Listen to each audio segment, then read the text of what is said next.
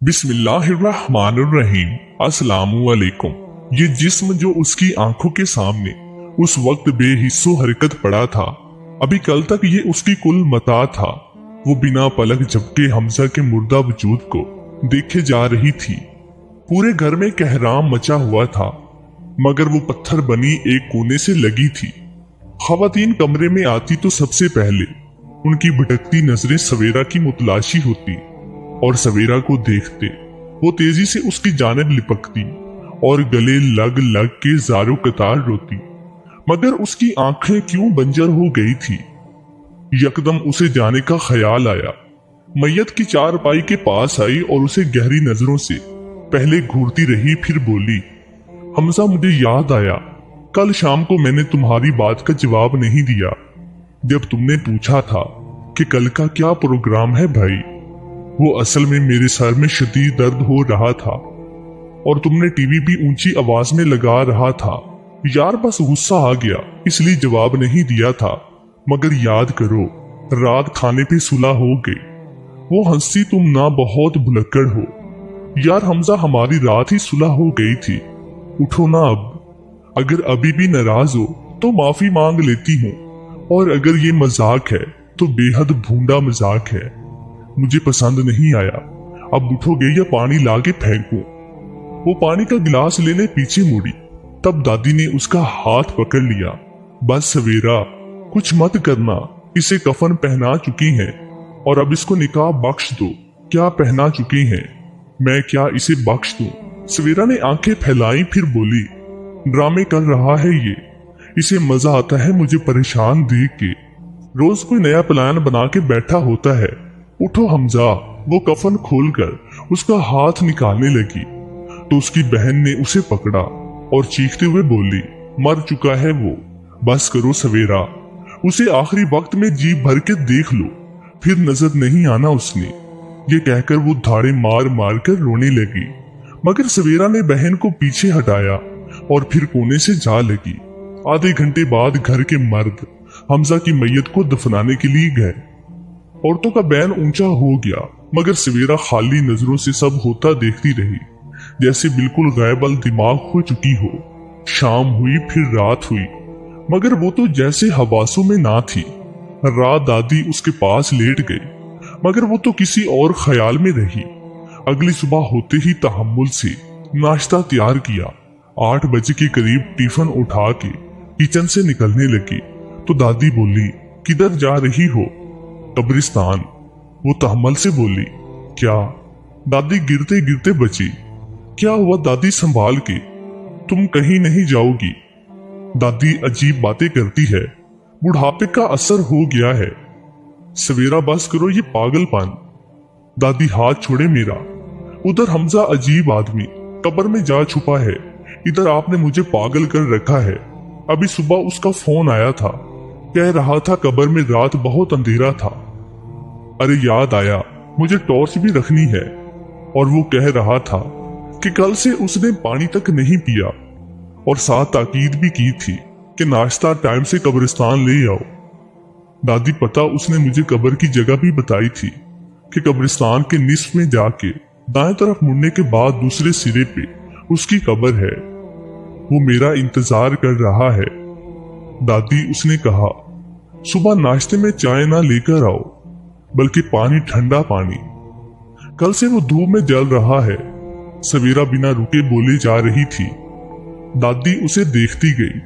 उसे कैसे पता चला कि कब्र निस्फ हिस्से में है? क्योंकि हमजा के वालिद ने जब कब्रिस्तान का अहाता बताया, उसे इंजेक्शन देकर सुला दिया था और आसपास कोई दरख्त नहीं, इसलिए हमजा जमीन की गर्मी का कह रहा होगा।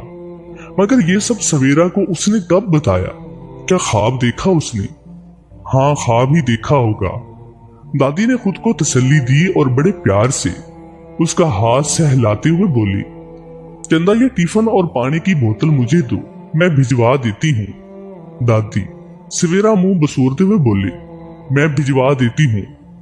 मगर सवेरा शायद होशो हवास खो चुकी थी। उसे ये तक एहसास नहीं था कि उसकी मोहब्बत का दम भरने वाला मुंह मिट्टी के नीचे जा चुका है। बस उसकी बातें करती रहती दादी आप बेड पे सो जाओ, मैं नीचे गद्दा डाल लेती हूँ।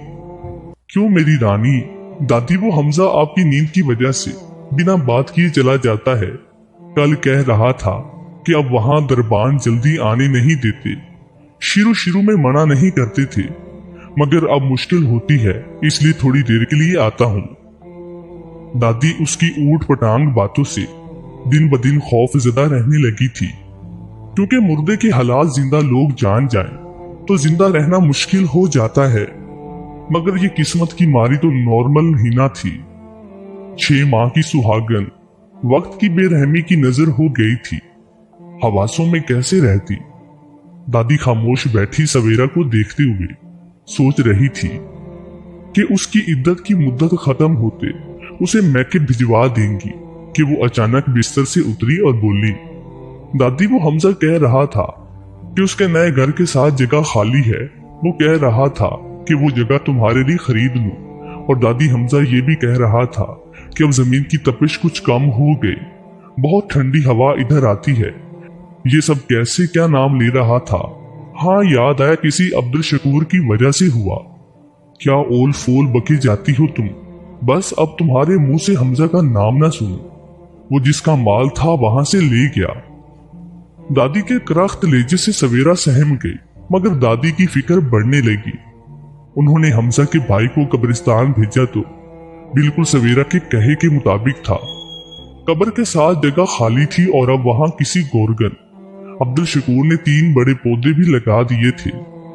दादी को फिक्र लाहक होने लगी कि ये पूरी इसरारियत कैसे सवेरा पर सवार हो गई, कि वो घर बैठे कमरे के अंदर रहते हुए कैसे कब्रिस्तान का हाल जानती है। वो मुर्दों के आने जाने, उनकी मुलाकात के औकात, उनके राज जानने लगी थी। और ये अमर दिन ब दिन तशवीशनाक होने लगा था। हर वक्त हमजा का ख्याल उनकी जान के लिए खतरा बन सकता था। क्योंकि वो अभी इद्दत में थी, इसलिए दादी ने खुद एक आलिम से मिलने का फैसला किया। तमाम सूरत हाल सुन के वो बोला, अम्मा जी परेशानी की बात तो है, क्योंकि बेटी शदीद सदमे की वजह से मारी दुनिया के मामलात से कतई ताल्लुक हो चुकी है। उसकी सोच रूहानियत के रास्ते पर भटकने लगी है, इसलिए उसे गैब का इल्म हो जाता है। और हालत सदमा में अगर इंसान उस तरफ चल निकले तो मंजिल मौत की सूरत में मिलती है। तो बेहतर है बेटी को दोबारा जिंदगी की तरफ लाया जाए। ये तावीज बच्ची के तकिए की रूई में दबा दे और दाम किया पानी उसे सुबह उठते पिलाएं और सोते हुए ऐतल कुर्सी पढ़कर बच्ची पे दाम करें। ये अमल जारी रखें, रब शाफी मदद करेगा।